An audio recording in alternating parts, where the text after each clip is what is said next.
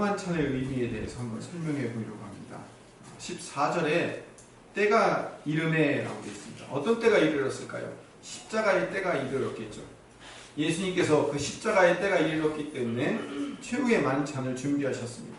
그런데 이 최후의 만찬을 준비하면서 제자들을 향해서 뭐라고 부르시냐면 14절 때가 이르네 예수께서 사도들이라고 부릅니다. 이 누가복음에서 계속 제자들로 부르다가 갑자기 사도라는 말이 몇 번 나옵니다. 언제 나오냐면 제자라고 부를 때는 항상 실패와 좌절과 그리고 절망을 깨닫고 주님의 뜻을 제대로 깨닫지 못하는 자들을 향하여 제자라고 불렀는데 갑자기 사도라고 가끔씩 부르시는 이유는 그렇게 고쳐 부르시는 이유는 그 말도 안 듣고 말도 안 되는 길로 가고 있는 제자들이지만 예수님의 십자가 이후에 그들이 사도로 변하여 그 사도의 역할을 감당하실 것에 대한 기대를 가지시고 그리고 거기에 대한 예고를 하시는 거예요. 지금은 제자들이지만 앞으로 이들은 사도가 될 것이라는 것을, 그러니까 하나님의 열심과 하나님의 열정과 하나님의 기대하심이 거기에 있는 거예요. 로마서에 보면 우리가 아직 죄인 되었을 때 그리스도께서 우리를 위하여 죽으심으로 말미암아 우리를 구원하셨다는 말이 있습니다. 아직 우리가 죄인 되었을 때 주님께서 우리를 구원해내신 거예요. 아직 그 제자들이 사도의 역할을 감당하지 못하고 있을 때 그들을 앞으로 사도라고 불러 그들을 사도의 역할을 감당케 만드실 거예요. 누가? 예수님이 그렇게 하신다는 거예요. 내가 그렇게 된다는 게 아니라 예수님이 나를 그렇게 만들어내실 거라는 하나님의 열심, 하나님의 이야기가 성경의 이야기인 거예요. 그리고 15절을 넘겨보면 내가 고난받기 전에 너희와 함께 이 유월절 먹기를 원하고 원하였노라 라고 얘기해요. 원하고 원하다 이렇게 반복하는 이유는 왜죠? 강조하기 위해서. 이제는 나와야죠. 한 2년 했으니까.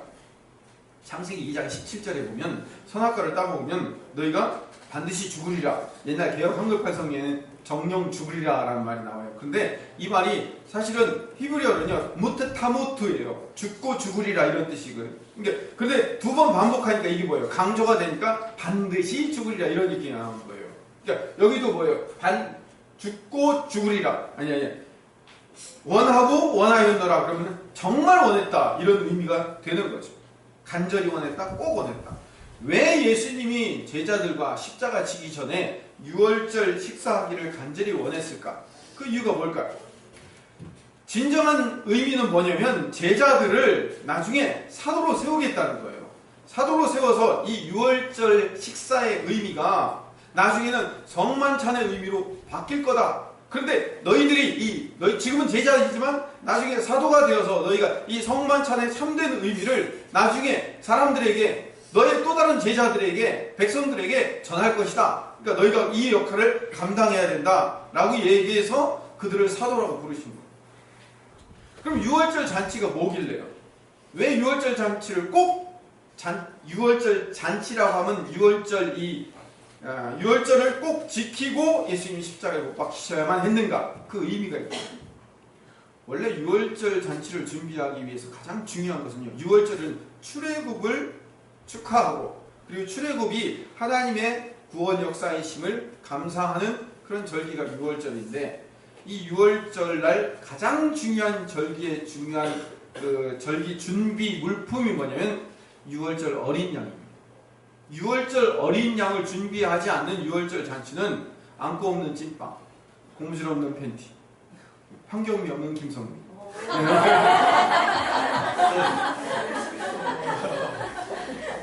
안내 살아야 됩니다. 그렇게 되는 거예요. 그렇죠? 그만하고 빨리 이제 그만하시죠. 이렇게 유월절 어린 양이 준비되지 않으면 아무것도 아닌 거예요. 그런데 정작 유월절 잔치를 준비하면서 어린 양을 준비하지 않았어요. 그러니까 안고 없이 찐빵만 만들어 놓은 거예요. 그래 놓고 그 유월절 어린 양 대신 떡과 포도주를 준비해 놓으셨어요. 아니 이스라엘 백성들이 지금 몇백 년 이상을 유월절 잔치를 준비했는데 그것도 하나님의 아들이시고 전능자이신 예수님께서 오셔서 유월절 잔치를 내가 꼭 원하고 원하였다라고 해서 반드시 제자들과 함께 유월절 잔치를 하겠다고 해놓고 유월절 어린 양을 준비 안 하시는 거예요. 그리고선 떡과 포도주만 준비하신 이유는 유월절 어린 양이 예수님 당신이 그 어린 양이 되시겠다는 거예요. 그래서 당신의 피를 흘리시고 당신의 몸을 찢기셔서 당신이 그 몸을 피를 당신의 제자들에게 주심으로 말미암아 그것이 진정한 유월절이 되도록 만드시는 하나님의 계획하신 일입니다. 그래서 이 몸과 피로 이 우리 성도들을 하나님의 백성들을 구원했다는 사실을 기념하게 하려고, 그래서 헬라어로 아난데시스라는 단어가 기념하다라는 거죠. 그걸 기념하라는 의도, 다시 말하면 그걸 기억하게 하려는 의도예요. 유월절의 잔치가 이제 성만찬의 잔치로 변하여 바뀌었다는 것을 세상에 전달하고 그것을 기념하도록, 기억하도록 만드시려는 하나님의 계획하심인 거죠. 이거를 구약에 증명을 해놨어요. 구약에 어디서 증명했냐면 레위기 24장에서 이 유월절 어린 양의 잔치가 나중에 성만찬의 잔치가 될 것을 미리 예견하시고 예표하시고 만들어 놓으신 게 뭐냐면 레위기 24장의 이야기예요. 레위기 24장 안에 보면 성막이 나와요. 성막 그림 좀 하나 보여주시겠습니까? 성막 안에 보면 지성소가 있고, 여기가 지성소, 여기가 지성소예요. 이 지성소 안은 보이지가 않아요. 여기는 장막으로 써놨어요. 장막. 나중에 예수님이 십자가 지시고 난 다음에 이 장막이 찢겨지는 거예요. 여기 위에서 아래로 쭉 찢겨져요. 그래서 이 장막이 확 벌어지면서 성소와 지성소 사이가 열어지는 거예요. 예수님의 피로 말미암아. 그래서 열려져 있을 때 아직 여기 안에 지성소가 있어요. 근데 여기는 성소예요. 여기는 성전 앞마당 뜰, 앞마당 뜰에는 번제단과 물두멍이 있어요. 근데 이 성소 안에는 그럼 뭐가 들어가 있냐? 여기는 이제 법궤가 들어가 있고 하니까 그렇다고 치고, 여기는 도대체 뭐가 들어가 있냐? 분향단이 들어가 있어요. 그 다음에 등잔대가 들어가 있고, 여기 진설병 상이 들어가 있어요. 이 등잔대와 진설병 상이 서로 양쪽 끝에서 마주보고 있는 거예요. 자, 그런데 레위기 24장에 보면 두 가지가 나와요. 다음 장 넘겨주세요. 그림. 그렇죠. 요거는 등잔대예요. 등잔대 모양이 이렇게 꽃 모양이 돼 있어요. 이렇게 등잔대, 이게 등잔대고 이게 진설병 상이에요. 진설병 상. 이렇게 놓고 한번 봅시다. 이렇게 진설병 상에 보면 뭐가 있어요? 떡만 있는 게 아니라 뭐가 있어요? 잔이 있죠. 그렇죠? 잔이 있어요. 다시 이제 본문으로 갑시다. 레위기 24장 8절로 가면 같이 읽읍시다. 시작. 안식일마다 이 떡을 여호와 앞에 항상 진설할지니 이는 이스라엘 자손을 위한 것이요 영원한 언약이라. 이스라엘 자손을 위해서 이 떡을 날마다 항상 진열해 놓으라는 거예요. 진설해 놓았다라고 얘기하는 거예요. 일주일마다 한 번씩 그 떡을 바꾸면서 영원한 언약이 되는 거예요.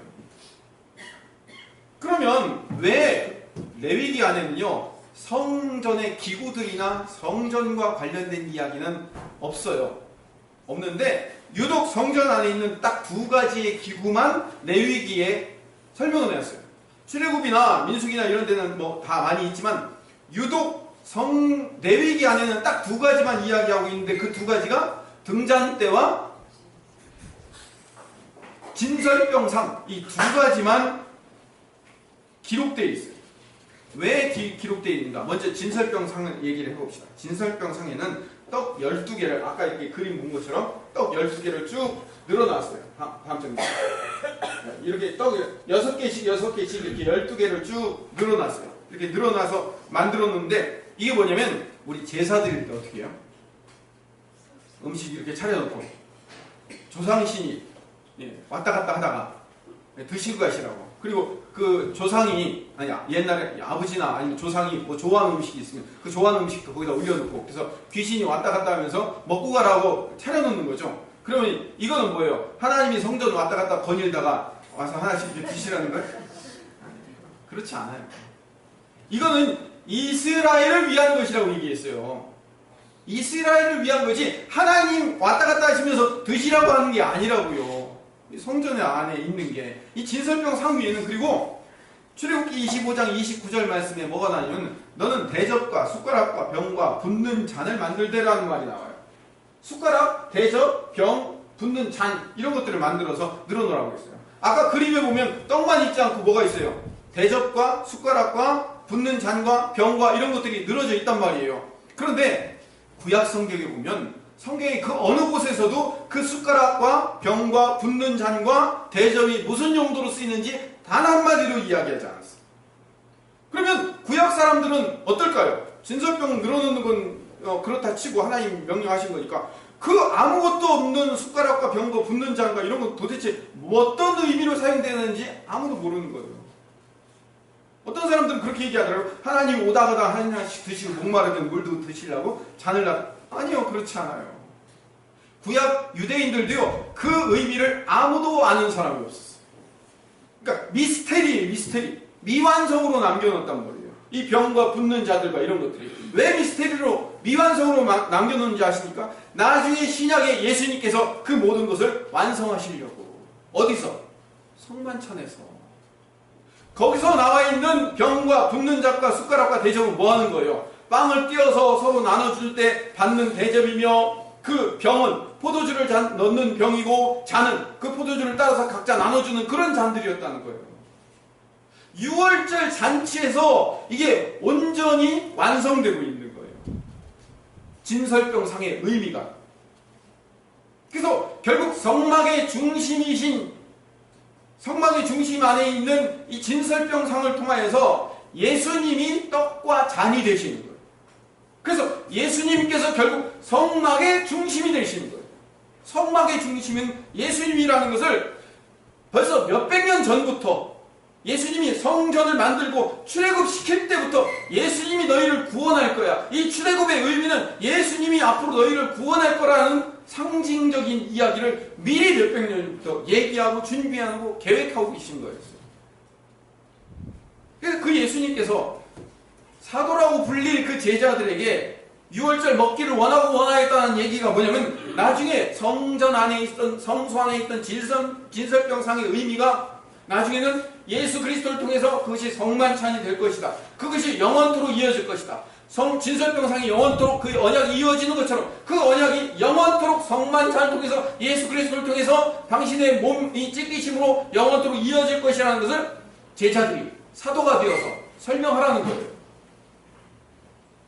20절에 보면, 22장 20절에 보면, 이 잔은 내 피로 세우는 새 언약이니 너희를 위하여 붓는 것이니라. 이건 뭐예요? 너희를 위하여.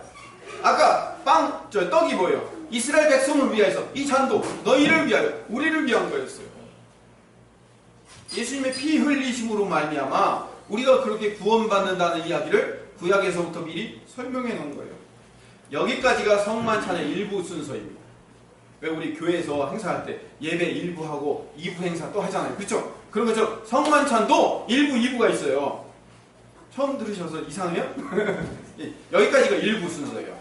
예수님께서 떡과 피를 나눠주는 게 1부 순서. 그 다음에 이제 2부 순서가 시작돼요. 성만찬의 2부가 어떻게 시작되냐면 21절부터 23절까지 가룟 유다가 배신하는 이야기가 나와요. 그 다음에 31절부터 34절까지 베드로가 예수님을 부인하는 사건이 나와요. 자, 보세요. 위에 21절부터 23절까지 가룟 유다의 배신, 밑에 31절부터 34절까지 베드로의 부인. 그러니까 가룟 유다의 배신과 예수님의 베드로의 부인 사건이 있고, 그 가운데 중간에 뭐 또 다른 이야기가 하나 있어요. 이게 무슨 샌드위치 기법이라는 거예요. 이 샌드위치, 성경에 중요한 것을 강조하기 위해서 이렇게 하나와 이 양쪽에 가운데 뭔가 하나 이야기를 집어넣어놨어요. 그러니까 가룟 유다의 배신과 베드로의 부인 사건 사이에 24절부터 30절 사이에 무슨 이야기가 있냐면 섬김의 이야기가 나와요. 중요하니까 우리 이건 찾아서 읽어봐야 됩니다. 성경 보세요. 22장 24절부터 30절 교독하겠습니다. 제가 먼저 보겠습니다. 24절. 또 그들 사이에 그중 누가 크냐 하는 다툼이 난지라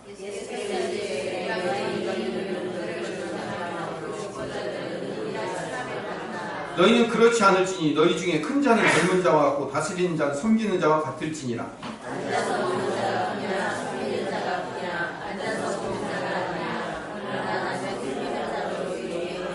너희는 나의 모든 시험 중에 항상 나와 함께한 자들인즉 함께합니다. 너희로 내 나라에 있어 내 상과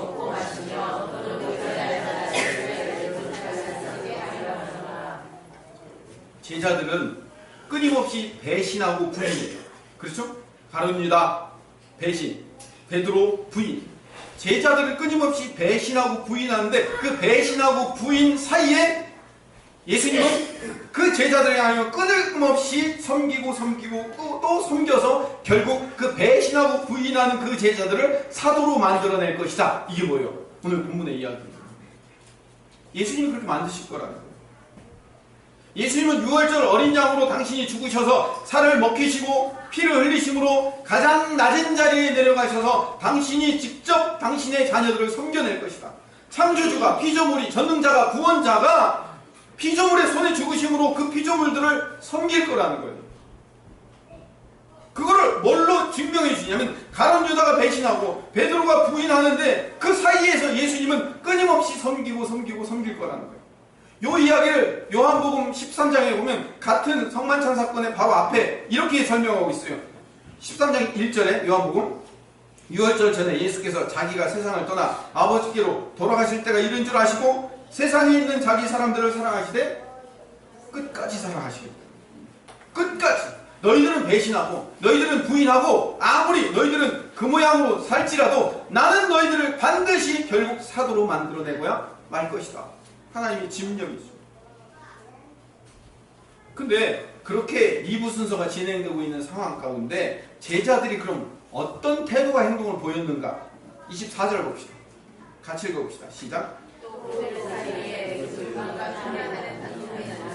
성만찬이 끝난 게 아니에요? 성만찬이 끝나지 않았어요. 지금 여전히 성만찬은 진행되고 있단 말이에요. 그리고 왜냐면 가룟 유다가 지금 어디에서 배신의 장면이 예고되고 있어요.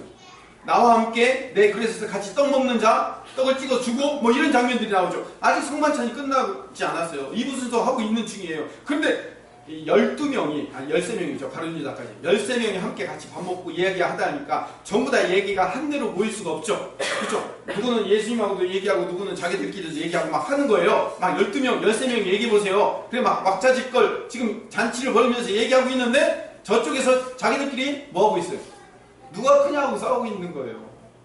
예수님은 지금 오늘 저녁 이 최고의 만찬 끝나면 겟세마네 동산 가서 기도하시고 십자가에 못 박히러 가셔야 되는데 지금 예수님은 지금 가장 처절하고 절망적인 상황 속에서 예수님이 십자가를 얘기하고 있는데 야들은 뭐 하고 있는 거예요? 누가 크냐고 싸우고 앉았어요. 예수님이 이제 예루살렘 왔으니까 곧 왕이 되시면 우리가 누가 오른팔이냐 누가 왼팔이냐 이거 갖고 지금 싸우고 앉았다고요. 정신이 있는 거예요, 없는 거예요? 그렇게 싸우고 있는 그들을 향하여서 끊임없이 예수님이 사랑하시겠다는 거예요. 언제부터 싸웠냐면 누가복음 9장부터 싸웠어요. 누가복음 9장에 보면 누가 크냐 하는 싸움이 나는지라 똑같은 이야기가 나와요. 그때도 예수님이 섬김의 얘기를 해주셨어요. 근데 22장 가서 또 싸우고 있어요. 예루살렘, 그러니까 십자가를 향한 여정이 시작 때부터 싸우면서 십자가를 향한 여정이 끝날 때까지 싸우고 있는 거예요. 서로 자기가 누가 크냐고 자기를 드러내기 위해서 끊임없이 싸우고 있는 거예요. 그렇게 싸우는 자들을 향하여 예수님이 뭐라고 말씀하시냐면 25절 같이 읽읍시다. 시작. 예수께서 이르시되 이방인의 임금은 그들을 축하하라. 여기서 이방인의 임금이라는 건 뭐예요? 세상 사람들을 얘기하는 거예요. 그 다음에 그 집권자들은 은인이라 칭함을 받으나 거기까지.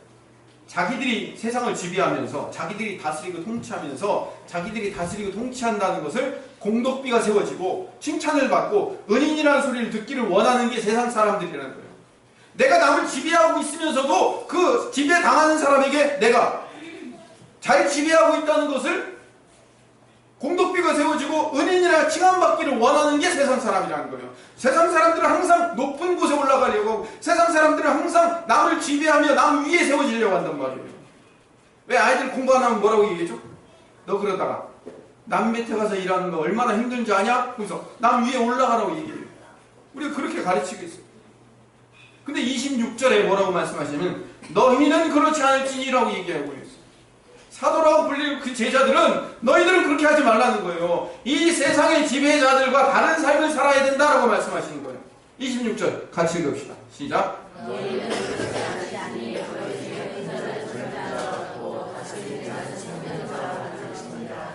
낮은 자리에서 섬기는 자가 세상의 진짜 지배자이며 통치자라고 가르쳐 주십니다.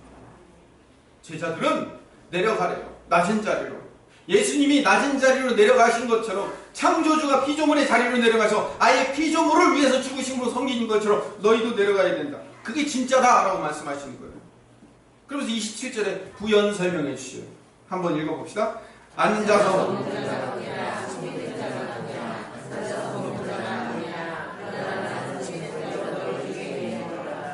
앉아서 먹는 자는 주인을 얘기합니다. 섬기는 자는 종을 얘기하는 겁니다. 그럼 이렇게 풀을 수 있어요. 이 말은 주인이 크냐 종이 크냐? 주인이 큰 거 아니냐? 내가 주인인데 나는 주인임에도 불구하고 종이 되어서 너희 종들을 섬기겠다 이 얘기예요. 27절 말씀의 결론은 예수님이 창조주이시며 구원자이시며 주권자이심에도 불구하고 피조물을 섬기기 위해서 성육신하셨고 십자가를 지셨다는 사실을 말씀하시는 거예요. 오늘 본문의 이야기는 그러니까 우리 보고 섬김의 삶을 살아라라고 말하는 것보다 더 중요한 것은 예수님이 바로 우리를 위해 섬기는 자가 먼저 되셨다는 거예요. 성경이 말하는 초점을 알아야 돼요. 성경은 우리 보고 그러니까 우리 섬기는 자가 되라 라는 말 이전에 하고 싶은 얘기가 있어요. 성경은 주님이 먼저 섬기는 자가 되신 거예요. 주님이 섬기는 자가 되셨고 그 섬기는 자 대신 주님을 인정하고 받아들이고 그분을 내 인생의 주인으로 모셔야 그 주님의 영이신 성령님이 내 마음을 바꾸어서 나를 섬기는 자로 만들어 주신단 말이에요. 주님이 섬기는 자 되셨으니 우리도 섬기는 자 되어 나갑시다 라고 얘기해놓은 저문 열고 나가면 여러분 섬기는 자 돼요? 설교 한 편 잘 듣고 나면 여러분들이 어느 날 갑자기 섬기는 자가 되냐고요? 아니에요. 제가 비록 탁월하게 설교는 잘하지만 복잡하는 거예요. 또 이거 갖고 또 삐치지 마시고. 아무리 탁월한 설교를 들어도 저 문 열고 나가서 바로 섬기는 자가 될 수 없어요. 내가 섬기겠다, 내가 섬기는 자가 되자는 의미로 한다고 해서 섬겨지는 게 아니에요. 주님의 영이 내 안에 들어와서 나를 바꿔주시지 않으면 나는 바뀌어질 수가 없어요. 그럼 해보니까 어떻게 돼요? 됩니까? 안 되잖아요. 그러니까 설교는 선동으로 끝나면 안 돼요. 자, 그러니까 우리도 가서 주님과 함께 목숨 바칩시다 라고 얘기하면 어떻게 돼요? 베드로 짱 나는 거예요. 베드로가 어떻게 됐어요? 나도 주님을 위하여 죽겠나야 했는데 3번이나 부인하잖아요. 내 안에서 그분이 일하셔야 돼요.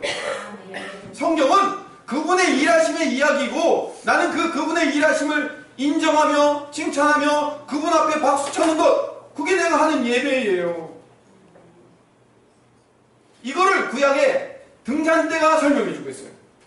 아까 진설병이 나왔죠. 진설병 맞은편에 뭐가 있어요? 등잔대가 있어요. 등잔대가 지금 이 등잔대가 요 등잔대가 그 진설병 맞은편에 있는데 요게 성만찬 2부를 설명하고 있어요. 요걸 양쪽에 마주 세운 이유가 있어요. 요쪽 진설병 상은 성만찬 1부, 요쪽은 성만찬 2부를 설명하려고 하나님이 다 계획해 놓으신 거예요. 그냥 아무렇게나 만드신 게 아니라고요. 전능자이신 분이 얼마나 기계묘묘하게 준비해 놓으셨겠어요. 레위기 24장 2절 3절 같이 읽어봅시다. 올리신 분은 크게 읽으면 잠이 좀 깹니다. 읽읍시다. 시작. 이스라엘 명령하여 옳게 위하여 하나님의 신비한 은혜를 내게로 가져오게 하여 예수께서 등잔불을 거두시며 바로는 내가 진정에 회장하시고 저녁 아침까지 여호와 앞에서 등잔불을 준비할지니 이는 너희에게로 주길 영원한 은혜라. 아까 진설병상도 영원한 규례를 지키라고 해놓고 이게 등잔대에 등불 켜는 것도 영원한 규례로 지키라고 얘기했어요. 레위기에 딱 2가지 기구만 나온다고 이야기한 이유가 바로 이거예요. 이 불이 어떤 불이냐면 이 불은 오실 예수님을 상징하는 불이에요. 아까 진설병상이 오실 예수님의 십자가 속에 그 찢기실 몸과 피를 상징한 것처럼 이 빛도 예수님을 상징하는 거예요. 왜 예수님을 상징하는지 그걸 증명해 볼까요? 요한복음 1장 4절. 그 안에 생명이 있었으니 이 생명은 사람들의 빛이라. 5절 빛이 어두움에 비치되 어둠이 깨닫지 못하더라. 9절 참빛 곧 세상에 와서 각 사람에게 비추는 빛이 있었나니. 8장 12절 예수께서 또 말씀하여 이르시되 나는 세상의 빛이니 나를 따르는 자는 어둠에 다니지 아니하고 생명의 빛을 얻으리라. 9장 5절 내가 세상에 있는 동안에는 세상의 빛이로라. 12장 36절 너희에게 아직 빛이 있을 동안에 빛을 믿으라. 그리하면 빛의 아들이 되리라. 12장 46절 나는 빛으로 세상에 왔나니 무릇 나를 믿는 자는 자로 어둠에 거하지 않게 하려 함이로라. 예수님이 요한복음에서 전부 다 빛이 되신다는 거예요. 당신이 빛이 되시겠다는 거예요. 요한계시록에도 나와요. 요한계시록에 보면 아주 재미있게 나와요. 성 안에서, 여기 말하는 성은 새 땅과 새 예루살렘에 내려오는 새 성을 얘기하는 거예요. 새 성 안에서 내가 성전을 보지 못하였으니 왜 새 땅과 새 예루살렘에는 왜 성전이 없을까요? 누가 성전이 되시기 때문에. 예, 이는 주 하나님 곧 전능하신 이와 그 및 그 어린 양이 그 성전이신 거예요. 번제단도, 물두멍도, 지성소도, 성소도, 등잔대도, 분향단도, 진설병상도 모든 것이 다 누구를 상징한다고요? 예수님을 상징하는 거예요. 그러니까 예수님이 당신 자신이 성전이 되신다는 거예요. 자, 그 다음에 그 성은 해나 달에 비침이 쓸데없으니 이는 하나님의 영광이 비치시고 어린 양이신 예수님이 그 등불이 되기 때문에. 그러니까 거기서 나온 등잔대는 앞으로 영원히 비춰주실 예수님을 미리 상징하여 출애굽 때부터 이야기하는 거예요. 빛으로 오실 예수님, 영원한 빛이 되실 예수님을 등잔대가 상징하고 있는 거예요. 그걸 미리 보여주셨어요. 십자가를 지심으로 우리에게 빛이 되어 오시겠다고 말씀하셨어요. 근데 왜 빛이신가? 여러분들의 고정관념을 깨야 됩니다. 왜 빛으로 오시는가? 빛으로 오신 예수님 하면 우리 무슨 생각이 나요? 성화가 생각나요. 예수님 뒤에 동그랗게 해가지고 뭐 번쩍번쩍 빛나죠. 그래가지고 그 흰 옷 입고 막 이렇게 그 빛으로 오신 예수님 우리 흔히 이렇게 보는데요. 그렇지 않아요. 그 얘기하려고 하는 게 아니에요. 성경이 말하는 바는 그 얘기가 아니에요. 빛은 기름이나 양초가 타서 밝은 빛을 내는 거예요. 그렇죠? 아까 본문에 보면 레위기 본문에 보면 순전한 올리브 기름을 가져오게 해서 그것이 등잔대 위에 올라가서 그것이 타야 되는 거예요. 순전한 기름이 누굴 상징할까요? 예수님이 순전한 어린 양으로 오셨잖아요. 그분 당신이 타셔야 된다는 거예요. 내가 타야, 내가 없어져야 너희들이 세상에 빛으로 드러날 거다라는 거 얘기하는 거예요. 당신이 희생하지 않으면 밝은 빛이 나올 수 없어 라고 말씀하시는 거예요. 그게 등잔불의 원리라는 거예요. 예수님이 당신이 십자가에서 타심으로 등잔이 당신의 몸과 당신의 피와 당신의 모든 것이 타심으로 빛이 되시겠다는 거예요. 순결한 기름이 되어서 그게 십자가를 상징하는 거예요.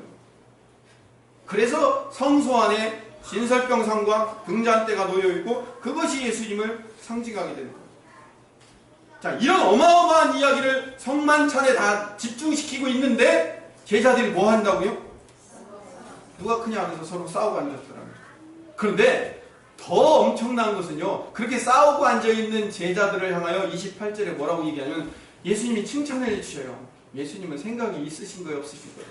배알이 있으신 거예요, 없으신 거예요? 보세요. 28절 시작. 너희는 나의 모든 시험 중에 항상 나와 함께하는 자들이니 내 아버지께서 나라를 내게 맡기신 것 같이 나도 너희에게 맡겨 너희로 내 나라에 있어 내 상에서 먹고 마시며 또는 보좌에 앉아 이스라엘 12지파를 다스리게 하려 하노라. 예수님은 생각이 있으신 거예요. 지금 지들끼리 서로 누가 높은가 싸우고 앉아있는 자들을 향하여서 나와 항상 함께 있었던 자들이니까 내 나라를 맡긴 거예요. 하나님의 나라를 당신 예수님에게 맡긴 것처럼 내가 내 나라를 내 사도들에게 또 맡기겠다는 거예요. 야, 그러면 우리는 정말로 그렇게 하나님 나라를 맡아 그 나라를 다스리고 통치할 자인가? 맞아요. 어떻게 다스리고 통치하겠어요? 어떻게? 30절의 그 본문에 30절에 해답이 나옵니다. 너희로 내 나라에 있어서 내 상에서 먹고 마시며. 내 상은 어떤 상이에요? 예수님의 성만찬의 상을 얘기하잖아요. 그쵸? 내 상에서 여전히 먹고 마시게 했다는 거예요. 어떤 상? 진설병의 상. 이 진설병의 상이었던 이 성만찬의 상에서 떡과 잔을 먹고 마시게 할 거라는 거예요. 우리가 이것을 날마다 기념하며 먹고 마시게 할 뿐만 아니라 우리가 그 떡과 잔이 되어서 우리도 희생의 떡과 잔이 되는 삶을 살게 만드시겠다는 거예요. 또는이라는 말은 뭘 의미하죠? 앞에 있는 얘기와 뒤에 있는 얘기가 같은 걸 얘기하는 거예요. 비슷하거나 같을 때 또는이라고 얘기하는 거예요. 자, 내 상에서 먹고 마시는 거와 똑같은 게 뭐냐면 보좌에 앉아 이스라엘 12지파를 다스리는 것이 내 상에서 먹고 마시는 거와 똑같은 거예요. 여러분 이걸 이렇게 오해하지 마세요. 아, 내 상에서, 하나님 나라의 상에서 하나님과 함께 먹고 마시며 그리고 보좌에 앉아 12지파를 에헴 이러노라 하면서 통치하면서 왕이 되어 다스리며 가르치며 그들을 위해 군림하는 의미로 오해하지 마세요. 성경에 단 한 번도 그렇게 군림하는 왕으로 소개된 적이 없어요. 우리가 천국 가면 그렇게 군림할 거라고 우리 스스로 착각하면서 그렇게 우리 스스로 그렇게 가르치고 거기에 아멘했을 뿐이에요. 주님은 어떤 나라의 왕으로 오셨어요?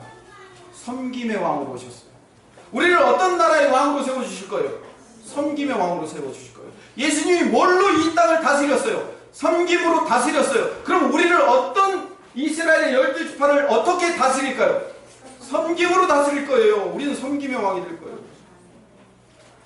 성경의 이야기는 언제나 하나님의 일하심과 하나님의 열정과 하나님 이야기예요. 절대로 그렇게 될 수 없는 찌질한 제자들, 싸움이 나는 제자들을 이스라엘의 12지파를 다스리는 왕으로 세워놓을 것이다 라고 얘기했을 때 그 왕은 통치하며 다스리며 군림하는 왕이 아니라고요. 언제 성경이 군림하는 왕으로? 그건 우리가 천국 가서 그렇게 군림하고 싶은 거죠. 그렇죠? 이 땅에서 군림 못했으니까 천국에서라도 가서 떵떵거리면서 잘 먹고 잘 살아보자, 그런 논리잖아요. 세상의 논리가 하나님 나라에도 똑같은 논리로 우리는 적용되고 있단 말이에요. 물론 그렇게 가르친 사람이 제일 먼저 잘못이고 그걸 그대로 아멘하며 쫓아온 우리도 잘못인 거예요. 세상의 왕이라고 착각하지 마십시오. 예수님 분명히 말씀하셨어요. 너희들은 그렇지 않을지니, 너희들은, 세상 사람들은 천국 가면 잘 먹고 잘 살고 모든 예수 똑바로 믿지 못한 사람들을 똑바로 잘 믿으라고 가르치는 위치에 올라설 거라고 착각할지 모르겠지만 그게 아니야. 예수님은 창조주이며 권능자이며 주권자임에도 불구하고 이 땅의 피조물이 되어서 피조물들을 섬기는 섬김의 왕이 되셨듯이 너희도 그렇게 섬기는, 이 땅을 섬기며 다스리는 사람으로 세워낼 것이라는 거예요. 낮아지며 용서하면서 그 섬김의 자리에 왕으로 세워질 거라는 거예요. 그리고 그것이 실제로 이 땅에서 이루어졌어요. 언제? 누가복음의 후편이 뭐예요? 사도행전이에요. 사도행전을 누가 썼죠? 누가 썼냐니까요? 자꾸 누가 하지 마세요. 누가 썼냐고 내가 묻잖아요. 맞아요. 누가 썼어요. 누가가 썼어요. 누가복음의 후편이 사도행전이라고요. 그 사도행전에서 그 사도들이 자기 목숨을 버리며 섬기며 용서하며 섬김의 왕들로 세워졌잖아요. 계시록 5장 9절에서 10절. 그들이 새 노래를 불러 이르되 두루마리를 가지고 그 인공을 떼기에 합당하시도다. 일찍이 죽임을 당하사 각 족속과 방언과 백성과 나라 가운데서 사람들을 피로 사서 하나님께 드리시고 그들로 우리 하나님 앞에서 나라와 제사장. 여기 나라는 어떤 나라예요? 여기 나라는 왕 같은 제사장 했을 때 그 왕과 같은 단어예요. 그리고 왕과 제사장을 삼으셨으니까 왕 같은 제사장으로 삼으셨으니 그들이 어디에서? 하늘에서? 땅에서 왕노릇할 거래요. 이 땅에서 우리가 왕노릇할 거래요. 어떤 왕? 섬김의 왕. 계시록 20장 4절. 또 내가 보좌들을 보니 거기에 앉은 자들이 있어 심판하는 권세를 받았더라. 또 내가 보니 예수를 증언함과 하나님의 말씀 때문에 옥배임을 당한 자들의 영혼들과 또 짐승과 그의 우상에게 경배하지 아니하고 그들의 이마와 손에 그 표를 받지 않은 자들이 살아서 그리스도와 더불어 1000년 동안 왕노릇할 거예요. 오해가 있을 수 있습니다. 저는 제 신앙의 판단에 따라서는요, 저는 여기 이 땅에서 우리 교회가 천년왕국이라고 생각하는 사람입니다. 물론 그렇게 생각하지 않는 사람들은 받아들이지 않아도 됩니다. 그래서 우리는 이 교회에서 1000년 동안 섬김의 왕이 돼야 돼요. 섬김의 왕. 계시록 20장 6절. 이 첫째 부활에 참여하는 자들은 복이 있고 거룩하도다. 둘째 사망이 그들을 다스리는 권세가 없고 도리어 그들이 하나님과 그리스도의 제사장이 되어 1000년 동안 그리스도와 더불어 왕노릇할 거예요. 그리고 마지막에 우리가 저 천년왕국이 끝나고 정말 이 땅을 떠나 하나님이 마련하신 영원한 나라에 가서 뭐 하면서 살 것 같아요? 22장 5절 같이 읽읍시다. 시작. 다시 밤이 없게 등불과 햇빛이 쓸데없으니 이는 주 하나님이 그들에게 빛이시니라. 그들이 세세토록 왕하리라. 우리는 세세토록 영원토록 섬기며 살 거예요. 갑자기 천국 가기 싫어지죠. 섬기는 자들만 모인 곳이 천국이에요. 그렇지 않아요? 나중에 영원토록 우리는 섬김의 왕 노릇하며 살 거예요. 왜? 예수님이 이 땅에서 섬김의 왕이 되셨기에 우리가 그 나라를 받아 그 나라를 통치하고 다스리 통치와 다스림이 뭐예요? 섬김이 통치와 다스림이에요. 섬기는 나라가 천국이라고. 그래서 마태복음 7장 12절에 산상수훈을 마치면서 뭐라고 얘기해요? 너희가 대접받고자 하는 대로 너희들 남을 대접하라. 거기가 천국이다. 거기가 이 땅에서 맛볼 수 있는 지상 천국이다 라고 예수님이 이후로 말씀하시잖아요. 여러분, 천국이 왜 천국인지 아십니까? 전부 다 섬기는 사람들만 모여 살아요. 그럼 거기가 천국이 될까요, 안 될까요? 되죠. 아니, 모두가 나는 생각 안 하고 모두가 남이 어떻게 하면 좋을까? 남이 어떻게 하면 편안할까? 남이 어떻게 하면 행복할까? 이거 생각하면서 사는 사람들만 모여봐요. 천국 아니에요? 지옥은 나만 생각하는 사람들이 모여있다고 생각해보세요. 거기는 지옥인 거예요. 생각해보세요. 나만 위하고 내가 통치자가 되어서 내가 주인이 되어서 너희들은 나를 섬겨 라는 사람들끼리 모여있어 보세요. 그 지옥. 거기에 뭐 유황불이 없고 거기 뭐 악마 마귀 그런 거 없어도 그냥 그런 사람들만 딱 모아놔도 거기는 자연스럽게 지옥이 되는 거예요. 예수 하나님 말씀하신 바로 그거예요. 우리가 천국 가면 아무 일도 안 하고 그냥 찬송하면서 공중에 붕 뜬 상태에서 산다. 언제 그런 얘기 하셨어요? 성경에 그런 얘기 있어요? 그건 우리가 지어낸 얘기잖아요. 불교 개념에서 극락 지어낸 얘기잖아요. 천국은요, 섬기는 사람들이 모여 사는 섬김의 왕들의 세상인 거예요. 지옥은 자기만 아는 사람들의 세상이 지옥인 거예요. 그래서 제가 십자가 이야기하고 항상 여러분들에게 말하는 게 뭐예요? 내 자아를 이 땅에서 부정하고 죽이고 가는 거예요. 하나만 더 얘기하고 마칩시다. 예수님께서 우리 보고 소금과 빛을 삶의 삶을 살아라고 말씀하셨어요. 마태복음 5장 13절에서 16절 같이 읽어봅시다. 시작. 너희는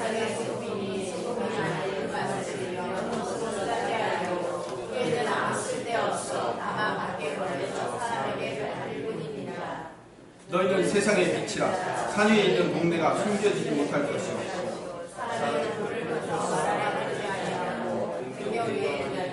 이러므로 집안 모든 사람에게 비치느니라. 이같이 너희 빛이 사람 앞에 비치게 하여 그들로 너희 착한 행실을 보고 하늘에 계신 너희 아버지께 영광을 돌리게 하라.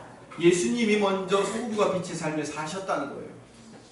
그리고 그 소금과 빛의 삶이라는 것은 녹아지고 당신이 타들어가셨다는 거예요.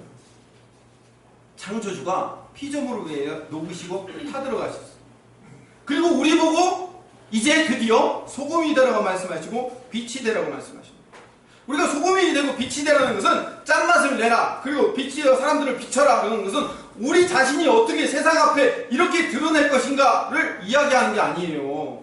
우리가 돈 많이 벌고 우리가 세상의 중심이 되어서 우리 세상의 정치권과 우리 경제권과 모든 것들을 부여잡고 우리가 세상의 높은 곳에 서서 그 사람들을 그리스도인이 되도록 좌지우지 만드는 것이 세상의 통치인 거라고 착각하면 안 돼요. 그 사단의 작업이에요. 우리는 녹아야 돼요. 녹는다는 건 뭐예요? 없어지는 거예요. 너희들이 있는지 없는지 모르게 그냥 없어져 버리는 거예요. 사라져 버리는 거예요. 내 자아가 그냥 사라져 버리고 내 존재 자체가 사라지고 없어지고 마는 거예요. 섬김은 그런 거예요. 쌀 높이도 올려놓고 사진 찍는 게 섬김이 아니라 섬김은 내가 없어지는 거예요. 내가 없어지는 거예요. 내 자아가 사라지는 거예요. 지지난주에 제가 설교했던 것처럼 예수 그리스도와 함께 십자가에 못 박혔나니 그런즉 이제는 내가 사는 것이 아니요 내 안에 그리스도께서 사시는 것이라. 이제 내가 육체 가운데 사는 것은 나를 사랑하사 나를 위하여 자기 몸을 버리신 하나님의 아들을 믿는 믿음 안에서 살 뿐이는 거예요. 나는 이 땅에서 왕같은 제사장의 삶을 살아요. 천국에서 왕같은 제사장의 삶을 살 거예요. 어떤 왕, 어떤 제사장? 다른 사람을 섬기고 그들을 대접하고 그들 아래에 내려가 그들이 높아지고 나는 죽어지고 나는 없어지는 삶을 살아가는 거예요. 그게 왕인 거예요. 그런 의미에서 우리는 아무도 왕이 없어요. 자신의 왕만 있을 뿐이에요. 그래서 그 예수님이 보여지고 이웃이 보여지는 삶으로 내가 녹아지기 위해서 이 성만찬을 하는 겁니다. 성만찬의 의미는 그거예요. 예수님 얼마나 아프셨을까? 예수님 얼마나 힘드셨을까? 그게 성만찬의 의미가 아니에요. 성만찬의 진정한 의미는 내 자아가 예수님처럼 죽어지고 녹아지고 없어지기를 기대하며 소원하며 바라고 사는 삶의 태도가 성만찬입니다. 자아가 죽고 부정되는 삶을 살아가는 것이 진정한 성만찬의 의미라는 사실을 깨닫고 그 성만찬을 함께 행하며 그 성만찬의 삶을 사시는 천국 백성 되시기를 간절히 소망합니다.